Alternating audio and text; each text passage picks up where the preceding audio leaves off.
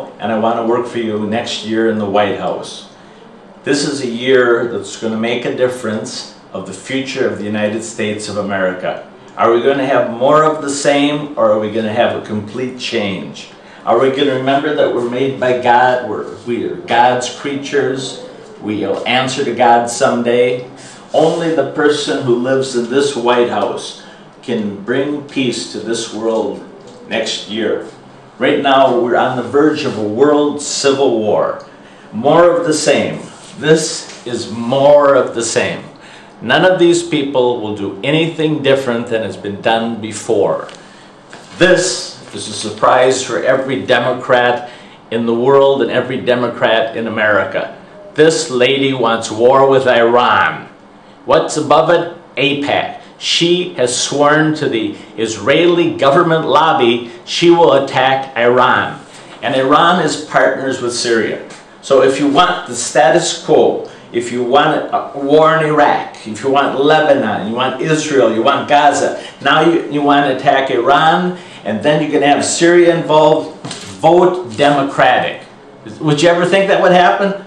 The Democrats came to Congress to stop the war. Now we have Hillary Clinton, and you'll hear her in a second, in her own words at the AIPAC convention, swearing her allegiance to Israel, that because of Israel, to get the money, the donations, the support, everything she needs to get elected the president, she is going to sacrifice American soldiers, billions of dollars, and completely destroy any chance we would ever have of winning in Iraq.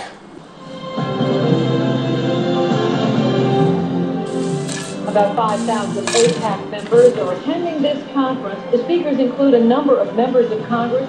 And that is in large measure a tribute to the amazing clout of AIPAC. Before this three-day conference is over, about 50 U.S. senators will attend.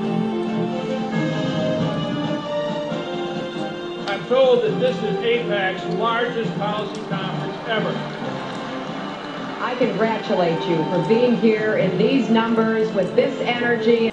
Yeah, this is Hillary Clinton addressing the AIPAC organization meeting.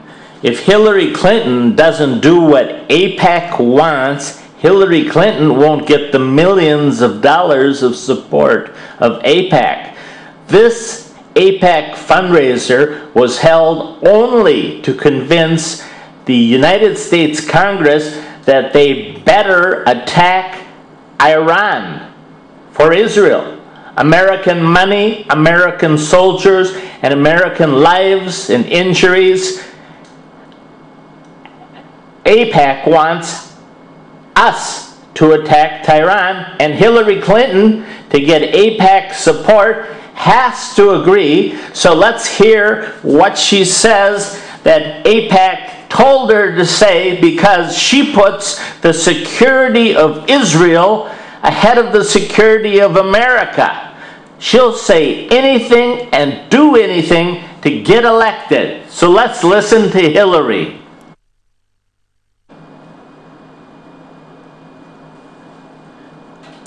Pro-terrorist, anti-American, anti-Israeli rhetoric only underscores the urgency of our response to the threat we face. U.S. policy must be clear and unequivocal. We cannot, we should not, we must not permit Iran to build or acquire nuclear weapons. And in dealing with this threat, as I have said for a very long time, no option can be taken off the table.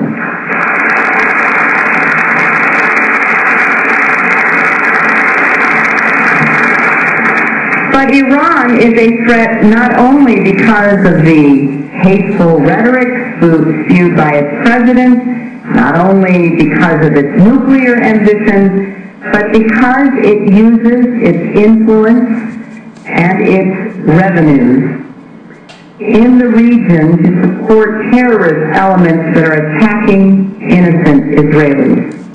And now we believe attack. I went to hear Senator Clinton speak in Concord and was not called on during during the meeting, but afterwards approached the senator and asked her about the comments that she'd made at the AIPAC meeting earlier in the week, and asked her if she really would leave all options on the table, and how could she threaten, in effect, other countries' children with nuclear genocide. She looked me right in the eye and she said, no options are off the table. We cannot abide by a nuclear-armed Iran. It would be an existential threat to the United States. And what I found really interesting in that comment, that use of the word existential, is that isn't a word that's used very much in U.S. political discourse, but it is used in Israel's political discourse. Okay, now you just heard Hillary Clinton speaking at the AIPAC convention, the biggest convention ever held in the history of AIPAC. That's the Israeli government lobby that controls our Congress and who gets elected to every national office. Okay, you got that? This year was the biggest one. They all came to Washington. They had 500 meetings to talk to people about attacking Iran for Israel. Attacking Iran for Israel. Okay? Now you heard her say these words to get the election, to get the millions of dollars, so we can send $7 billion back to Israel. God only knows why.